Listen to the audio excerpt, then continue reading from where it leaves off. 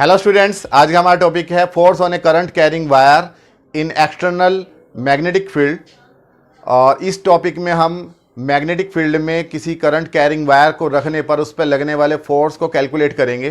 Force का formula आएगा F=BI_L sin theta और फोर्स की डायरेक्शन हम फ्लेमिंग लेफ्ट हैंड रूल से निकालेंगे।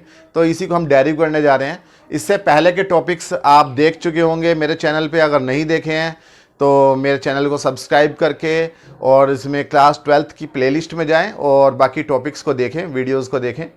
तो आप ये देखिए, अगर ये एक एक्सटर्नल मैग्नेटिक फील्ड हमने हॉर्स शू मैग्नेट से बनाया है, ये नीचे नॉर्थ और ऊपर साउथ, तो नॉर्थ से साउथ की तरफ यूनिफॉर्म मैग्नेटिक फील्ड है। ये मैग्नेटिक फील्ड लाइंस को हम शो कर रहे हैं एरो लगा के।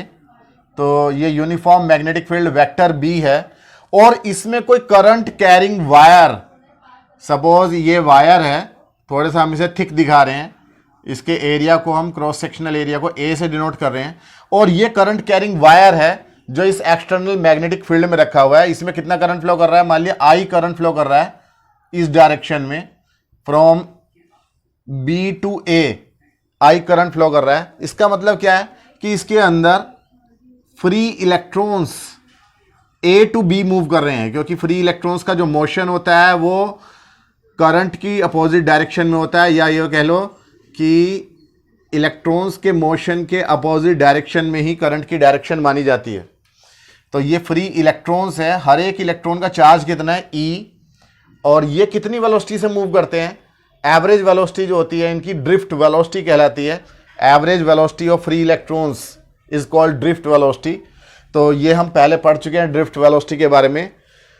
अब आप ये देखिए कि एल लेंथ मान लिया इस मैग्नेटिक फील्ड के अंदर आ रही है, ये स्मॉल एल लेंथ हमने ले लिया है वायर की, जो कि मैग्नेटिक फील्ड के अंदर है। और ये वायर मैग्नेटिक फील्ड के साथ कितने एंगल को बना के रखी गई है? थीटा एंगल पे रखी गई है। तो आप ये देखिए कि हर एक इलेक्ट्रॉन के ऊपर फोर्स लगेगा, लॉरेंज फोर्स। और लॉरेंज फोर्स हम पहले पढ़ चुके हैं, F= क्या होता है? QVB sin theta. तो हर एक इलेक्ट्रॉन के ऊपर फोर्स लगेगा। फिर हम ये देखेंगे इसमें कितने नंबर ऑफ फ्री इलेक्ट्रॉन्स हैं इस एल लेंथ में, उन पर कितना फोर्स लगेगा, और टोटल फोर्स जो होगा वो इस वायर पर लगने वाला मैग्नेटिक फोर्स होगा। तो पहले आप देखो, force on one free electron, force on one free electron, one free electron में फोर्स लगेगा स्मॉल F=QVB sin थीटा। ये फॉर्मूला होता है। Q की जगह इलेक्ट्रॉन का चार्ज आएगा, दैट मीन्स E, और V की जगह इलेक्ट्रॉन की वेलोसिटी आएगी, और इलेक्ट्रॉन की वेलोसिटी होती है ड्रिफ्ट वेलोसिटी VD। हर एक इलेक्ट्रॉन कितनी एवरेज वेलोसिटी से मूव कर रहा है? स्मॉल v, और v के सबस्क्रिप्ट में d, VD वेलोसिटी से मूव कर रहा है, ड्रिफ्ट वेलोसिटी से मूव कर रहा है। और B क्या है? Magnetic field. और ये थीटा एंगल पे मूव कर रहा है, तो इसलिए हम साइन थीटा तो यहां आएगा ही आएगा। तो ये एक फ्री इलेक्ट्रॉन के ऊपर फोर्स है। अब आप ये देखेंगे कि total number of free electrons कितने हैं इस एल लेंथ में। तो आप ये सोचिए कि पहले नंबर ऑफ फ्री इलेक्ट्रॉन्स पर यूनिट वॉल्यूम कितने हैं, वो क्वांटिटी जो है वो हमें पता होती है, वो गिवन होती है। तो let number of free electrons पर यूनिट वॉल्यूम, वो मेटल की प्रॉपर्टी है, पर यूनिट वॉल्यूम में कितने फ्री इलेक्ट्रॉन है। जैसे कि कॉपर, अगर अच्छी मेटल हम काउंट करते हैं, कंडक्टर है, तो उसके अंदर नंबर ऑफ फ्री इलेक्ट्रॉन्स पर यूनिट वॉल्यूम ज़्यादा होते हैं विद कंपैरिजन टू आयरन। तो इसलिए कॉपर जो है गुड कंडक्टर होती है।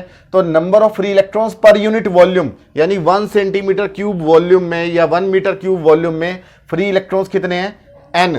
तो अब हमें ये देखना पड़ेगा कि इस मैग्नेटिक फील्ड के अंदर कितना वॉल्यूम है इस वायर का। तो वॉल्यूम आप देखो, वॉल्यूम किसी सिलेंडर का क्या होता है? अगर सिलेंडर है तो उसका वॉल्यूम होता है, आप पहले पढ़ चुके होंगे, πr²h, या एरिया इंटू हाइट, ये सिलेंडर का वॉल्यूम होता है। अब यहां पर जो एरिया है इसका, यहां पर ये वाला क्रॉस सेक्शनल एरिया, ये भी हमने ए से ही डिनोट किया, ये पॉइंट भी ए ही है। तो ए इंटू हाइट कितनी है इसकी, या लेंथ कितनी है इस मैग्नेटिक फील्ड के अंदर? A into L. तो ये वॉल्यूम हो जाएगा, AH की जगह क्या आ जाएगा? AL। तो टोटल वॉल्यूम कितना है इस वायर का मैग्नेटिक फील्ड के अंदर ए एल, तो नंबर ऑफ फ्री इलेक्ट्रॉन्स पर यूनिट वॉल्यूम में है एन, तो number of free electrons in A L volume, A L volume में कितने फ्री इलेक्ट्रॉन्स हो जाएंगे, यूनिट वॉल्यूम में एन है, ए एल वॉल्यूम में कितने हो जाएंगे, एन में ए एल से मल्टीप्लाई हो जाएगी, एक का पता है ज्यादा का निकालना है तो हम मल्टीप्लाई करेंगे, तो इतने total number of free electrons है।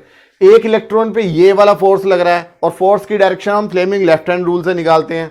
आप ये देखो कि यहां मैग्नेटिक फील्ड नॉर्थ से साउथ ऊपर की तरफ, करंट की डायरेक्शन इस तरफ, या पॉजिटिव चार्ज की डायरेक्शन इस तरफ, क्योंकि पॉजिटिव चार्ज किस तरफ जाएगा, आप ये देखो इलेक्ट्रॉन अपने साथ negative charge A to B लेके आ रहे हैं, तो इसका मतलब positive charge B to A की तरफ मूव कर रहा है, तो ये वाली जो फिंगर होती है ये पॉजिटिव चार्ज की डायरेक्शन में होती है। तो first finger in the direction of magnetic field upward, middle finger in the direction of positive charge और करंट फ्रॉम बी टू ए, तो thumb will be in the direction outward, जो है force की डायरेक्शन को शो करेगा। तो यहाँ force इस पे बाहर की तरफ लगेगा, तो ये जो फोर्स लगेगा यहाँ पे इस वायर के ऊपर या हर इलेक्ट्रॉन के ऊपर, वो बाहर की तरफ लगेगा। तो फ्री इलेक्ट्रॉन्स पर यूनिट वॉल्यूम एन है, टोटल इलेक्ट्रॉन्स एन एल हो गए, एक इलेक्ट्रॉन पे फोर्स ये लगता है, तो टोटल फोर्स कितना लग जाएगा, total force on wire will be equal to force on one electron, force on one electron multiply total number of free electrons, total number of free electrons in wire in magnetic field। तो force on one electron कितना है, EVD B sin theta, ये आपका one electron पे force है, और total number of free electrons है NaL। तो इसे अब हम रीअरेंज करेंगे, N को आगे लिख लेंगे N E और फिर A लिख लिया हमने VD into B sine theta. एक हमें पता है, ये टोटल फोर्स को हम कैपिटल F से डिनोट कर रहे हैं, हमें पहले से पता है कि NEAVD ये रिलेशनशिप होती है between current and drift velocity. तो ये डेरिवेशन भी हमने पहले की है, तो हमारे पिछले लेक्चर्स में आप जाएं, अगर नहीं किया आपने तो वो देखें। तो यहाँ पे हमने इसे इक्वेशन नंबर 2 डाल दिया और हम लिख देंगे बट वी नो, पहले से हमें पता है, ऑलरेडी हमें पता है कि करंट इज इक्वल टू होता है NEAVD, ये जो क्वांटिटी है वो करंट के इक्वल होती है। तो total force on wire F will be equal to I into B, एक L यहाँ और रह गया था तो L भी यहाँ लिख लेंगे, IBL साइन थीटा। तो F is equal to IBL sine theta, या इसी को हम लिख सकते हैं F is equal to BIL sine theta. Short में इसे बिल साइन थीटा से डिनोट करते हैं, BIL यानी बिल, याद रखने का तरीका हो गया। तो force on a current carrying wire is F is equal to BIL sine theta, और इसकी डायरेक्शन हम फ्लेमिंग लेफ्ट हैंड रूल से निकालते हैं। First finger in the direction of magnetic field, middle finger in the direction of current, then thumb जो outward आ रहा है that will be in the direction of force. तो direction by Fleming left hand rule, इसमें एक दो बातें और पता चल रही हैं कि फोर्स की वैल्यू जीरो कब होगी, F की वैल्यू जीरो तब होगी जब थीटा की वैल्यू या तो जीरो हो या फिर 180 डिग्री हो। तो उन केसेस को भी हम देख रहे हैं। Case first, if theta is equal to zero और 180 डिग्री, तो देन फोर्स की वैल्यू कितनी हो जाएगी, जीरो। यानी कि अगर कोई वायर, ये जो वायर है मैग्नेटिक फील्ड की ही डायरेक्शन में रखा है, उसके पैरेलल रखा है यानी 0 डिग्री के एंगल पर, या उसके एंटी पैरेलल यानी कि अपोजिट डायरेक्शन में करंट फ्लो कर रहा है, एंटी पैरेलल रखा है, तो दोनों ही कंडीशन में यहाँ साइन जीरो आएगा, साइन जीरो की वैल्यू या साइन 180 की वैल्यू जीरो होती है, तो फोर्स की वैल्यू कितनी हो जाएगी, जीरो। उस वायर पे कोई फोर्स नहीं लगेगा, मैग्नेटिक फोर्स नहीं लगेगा। और मैक्सिमम फोर्स तब लगेगा जब थीटा की वैल्यू 90 डिग्री होगी, बिकॉज साइन 90 की वैल्यू मैक्सिमम होती है। तो if theta is equal to 90 degree, तो देन फोर्स की वैल्यू मैक्सिमम कितनी होगी, साइन 90 की मैक्सिमम वैल्यू होती है 1, तो फोर्स की मैक्सिमम वैल्यू हो जाएगी BIL। तो ये मैक्सिमम फोर्स है। उम्मीद है कि आपको ये टॉपिक समझ में आया होगा।